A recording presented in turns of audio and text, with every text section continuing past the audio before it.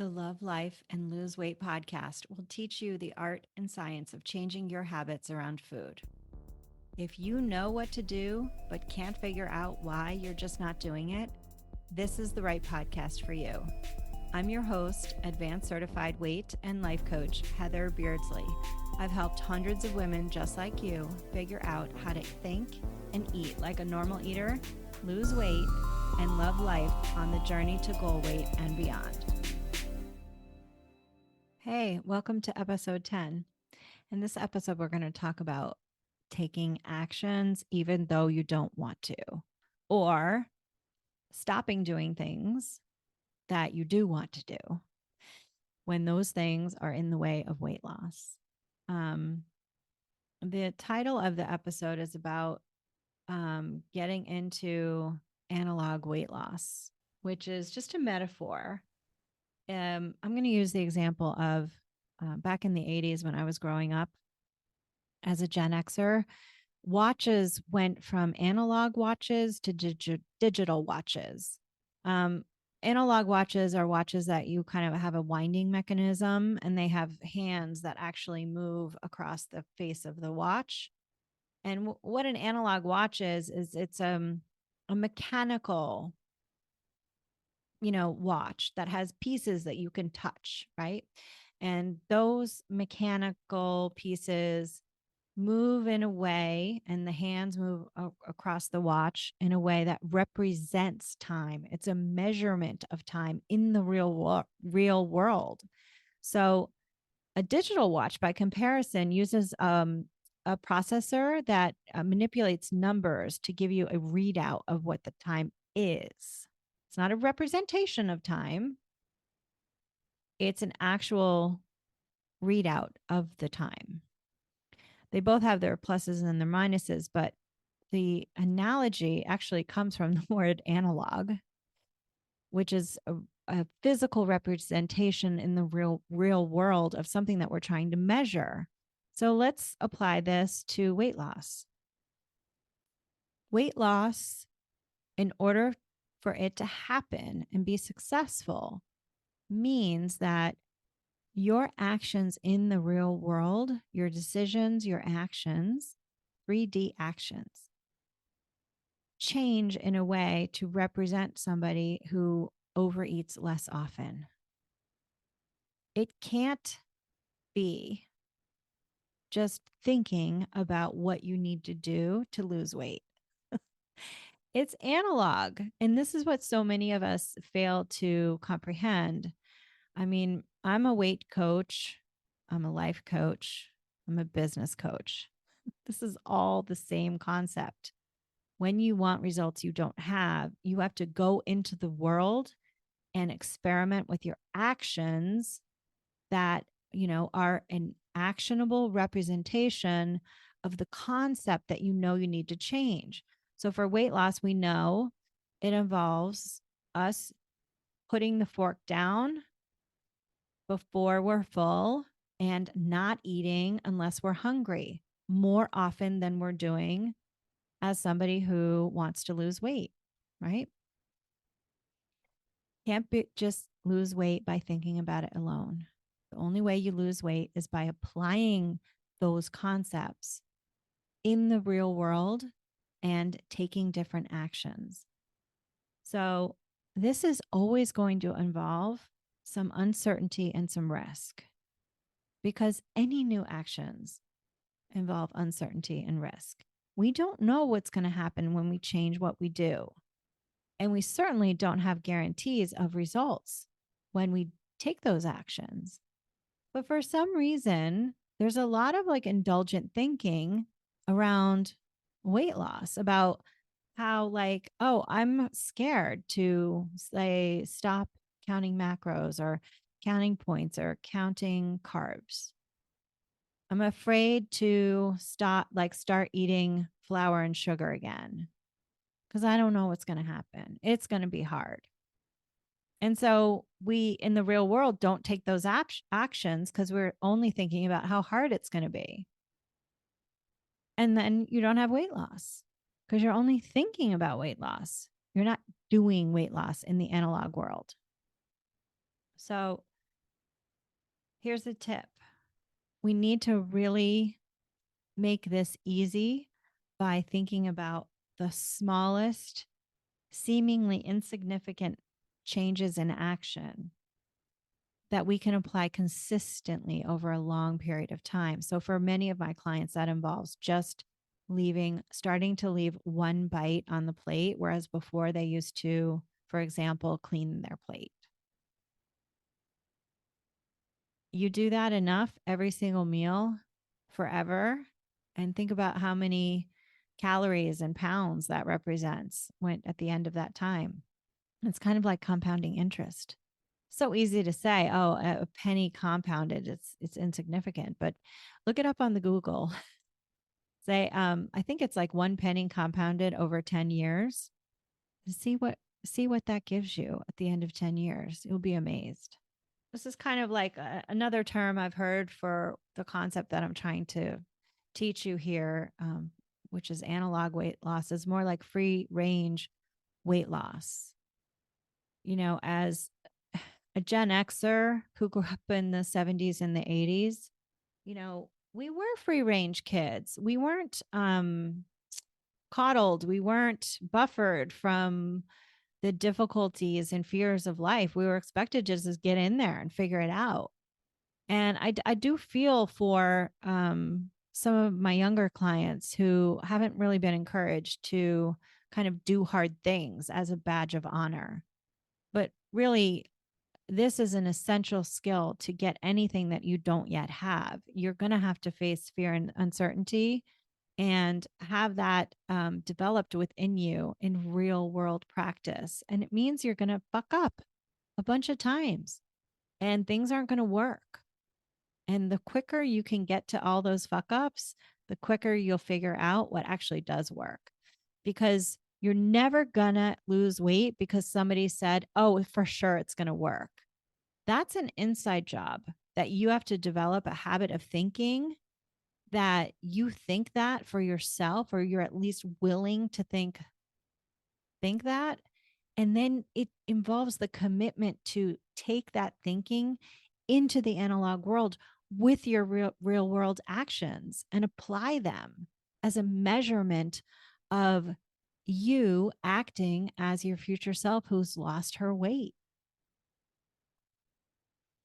So if you're someone who has stalled, maybe you lost some weight and then you stopped losing weight. Or maybe you're just like gaining and losing the same bullshit, however many pounds. This is for you. Even if you're at maintenance and you are gaining on the weekends and then losing it during the week, it's all the same stuff. It means that you are thinking about what you need to do, but you're not applying it in the world, in your world. You're not being willing to try new things, experiment, and see what results it gives you. So, like I said, thinking about what you know you need to do without following through with action is just an exercise in frustration and keeping you stuck.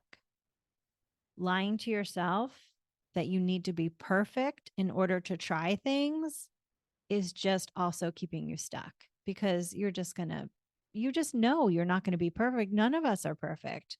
No one who loses weight does so with perfect actions, though. So never tell yourself the lie that weight loss requires perfection in your eating. It just requires you minimizing the times that you overeat enough to allow weight loss to consistently happen, and avoiding or resisting the fear or uncertainty that accompanies doing new things, mixing things up, and trying new actions is going to hose you. We have to actually move into the fear and uncertainty. Here's the truth. There is no security. I don't know if you know this, but we're on a rock spinning at a great rate of speed around, orbiting the sun in a universe that's collapsing on itself. There's no one in charge. There's just a string of fate and circumstance. Bad things happen all the time. Good things happen all the time. There are no guarantees. So telling yourself, oh, this is so scary. Well, life is scary. Every time you get in the car is scary. Every time you get on your bicycle, it's scary. But you're not telling yourself that story with those things. So why would you tell it here? Just try some new shit. What if it's great? I had this great yoga teacher once, Christina Sell. I love her. She was known for like really in-depth workshops, doing really difficult poses. So she would kind of go through the whole concept, right? Like this is digital, the digital versus analog concept. She would tell us all about it, what's behind it, what muscles we were going to work, how you want to approach it, how you want to open up the body. And then she'd say, and then she'd be like, all right, let's do it. We'd all groan because, it was hard. That's what brains think. Oh, it's going to be so hard. And she'd say this, give it a whirl. It'll be great. And that was, like just enough and just lighthearted enough to shake us out of our negativity and our resistance and just got us on our mat. Like, what if you just thought, like, hey, intuitive weight loss, where I listen to my body cues to lose weight, is a safe space for me to experiment with some new shit. You know, restrictive diets, those programs that ask you to push past hunger and like starve yourself, that's not a safe place to lose weight. But that's not what we're doing here. Okay. This is a different whole thing. So tell yourself, like, you're safe to try new things. Let's just try it. Let's just give it a whirl. It'll be great. What if it's great? What if it's so much greater than it ever is hard? And what if doing hard things is like an amazing, amazing feeling on the other side of it? So if you aren't taking action, you will know it because you will be delaying what you said you would do. When you delay, you are indulging in staying in your head about things. And you're not taking that analog action that has to accompany what you know that you need to do. And if you are giving in to in the moment urges, in the moment feelings, oh, I just feel like having it. I deserve this, even though I didn't plan for it and I'm not hungry for it. When you give in to in the moment urges and give up that long term goal, like that analog action that says, I want to be someone who loses all her weight. And that means like, I just don't eat when I'm not hungry. When you give that up, you start to tarnish the reputation you have with yourself. And it blocks weight loss. So there's a lot of negative consequences to, indulging in that lack of action, that analog action that we're looking for. Um, a lot of my clients say, I'm afraid, so I can't, or I shouldn't do it if I'm scared. But what if, like, feeling fear, feeling hesitant to maybe stop counting calories or start planning for those foods that you're grab assing anyway? What if, like, your hesitation to put them down is a question? Like, why do I want to do things differently? And your answer should be because I've got to do things differently to get different results. If we're always giving in to the same habits that we always have around food, we're going to have the same weight we've always had. So if that's the case, like doing things differently and feeling fear should be your cue. You know what? I'm probably on the right track here because I'm mixing things up and doing things differently. Um, a lot of us also overestimate how difficult the fear-based thing is going to be. So I had a question the other day of like, I'm afraid to put my favorite food on my plan because I'm afraid I won't stop eating it. And it's like, I understand. I understand. I remember in the depths of my HCG restrictive diet where I ate 500 calories for almost 6 months. I mean, no one was more disciplined than me. I said no to myself all the time, right? I was kind of signaling my body that I was in starvation mode. And I was so surprised when I brought those, those snowball dessert things. They're kind of like, they're from the 70s. They're pink. They're like pink snowballs with like coconut on them and like a swirl of um, vanilla frosting. I don't know if you know what I'm talking about. Anyway, I had bought them for my kid's birthday and I really wasn't even feeling tempted by them. And the next thing I know, I was eating them like an animal, right? Like that is a sign that your primal brain feels so afraid that you are starving that you will eat without control. Like your primal body will take over and you will gorge yourself. This is along the lines of what binging is about. Binging behavior always comes from thoughts about I can't have this. I shouldn't have it. And when we do that, we feel really restricted and then eventually, the primal brain, you need to have a release from that tension that we build up in ourselves. And that's how eating without control happens. So I understand when she says, I'm afraid I won't be able to stop eating, because that's what restrictive dieting does. And of course, you would feel really afraid to try this, like putting that food on your plan on purpose. I get it. So, what's required to make it easy? You got to say, like, look, we can have this now. We're just going to learn how to have this thing and eat it when we're hungry and stop before we're full. And that's your work. Yeah, it's going to freak you out the first time. I did this with sweet potato fries. The first time I had sweet potato fries, I had almost half the bag. Overeat, goose egg, failure.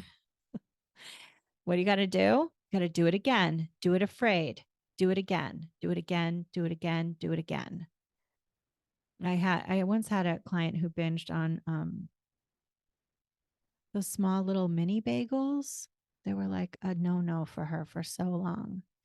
And so, therefore, they're one of the foods that she would turn to when she was feeling a lot of tension mentally over like triggers in her life. And she'd turn to the bagels and she'd have the bagels. And so, her prescription was to plan them every single day, give herself permission to have them. And then her work was to figure out like how to tell her brain, we can have these. No one tells us what we can and cannot eat. It is always a human choice of what we put in our mouths. And you can't take that away from yourself. And then when you give yourself back that choice, you're going to feel the fear. And as long as you walk yourself through that process with a lot of self-compassion, with permission to eat and honoring your body and just saying the truth, which is, I don't want to overeat these. I just want the right to have them when I feel like having them. And so my client ended up having those bagels for about 2 weeks straight. That was the amount of time it took until she was like, I think I just don't want them today. And that's perfect. That's where we want to get you. But you've got to like get in that arena of fear and uncertainty and just, go to bat with it and prove it to yourself. Like your body doesn't want to overeat. Okay. The only reason why you're doing that is because you have restrictive thoughts that are in the way. And so we're going to work that out in the analog actions of your life where you plan things, you set yourself up for success. You think thoughts that make it easier for you to meet that moment and you feel the fear and you take action anyway. Some clients say to me like, well, I don't want to, like, I can't do it. Like, I can't do it. Well, if you think you can't do it, you won't be able to do it. But that's kind of like sitting in a chair and saying, I want to get up, but I'm just not getting up. I don't know why I'm not getting up, but I'm not getting up. Like, get up out of the chair. You are a human being with free will. You can do hard things. The price of different results is paid in admission by the doing of the hard things with the negative emotions. And here's the thing as well. It's like we think like feeling fear is like so terrible. Well, then how do you explain going on a roller coaster? Oh my God, I love going on roller coasters. This is what people say to me. So they love to freak themselves out. Some other people like love horror flicks, like these scary movies that are out now. I don't know how anybody watches them. They're so scary. But people like freaking themselves out. Here's how they do it. They say to themselves, I can enjoy an uncomfortable feeling because I know it's not actually happening. That's how your brain feels about planning the bagels, say, if you're my client, right? Like, oh, I'm scared. I'm scared I'm going to let myself down. I'm scared I'm going to overeat them again. I'm scared. But, like you can think about it like going to a scary movie. Like, yeah, you're going to feel scared. But what's the worst that happens? You overeat again. And then you sit down and you write in your journal and you try to figure out why.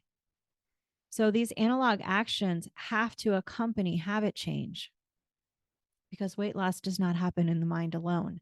It cannot happen in the mind alone. Okay. So fear, after all, isn't such a big deal when you think about roller coasters and scary movies, right? What about haunted houses? Same idea. Who cares? What if it's fun to be scared? All right. So if you listen to resistance and obey the resistance, you'll stay the same. If you do it scared and uncertain, that's when you'll see different results. All right. So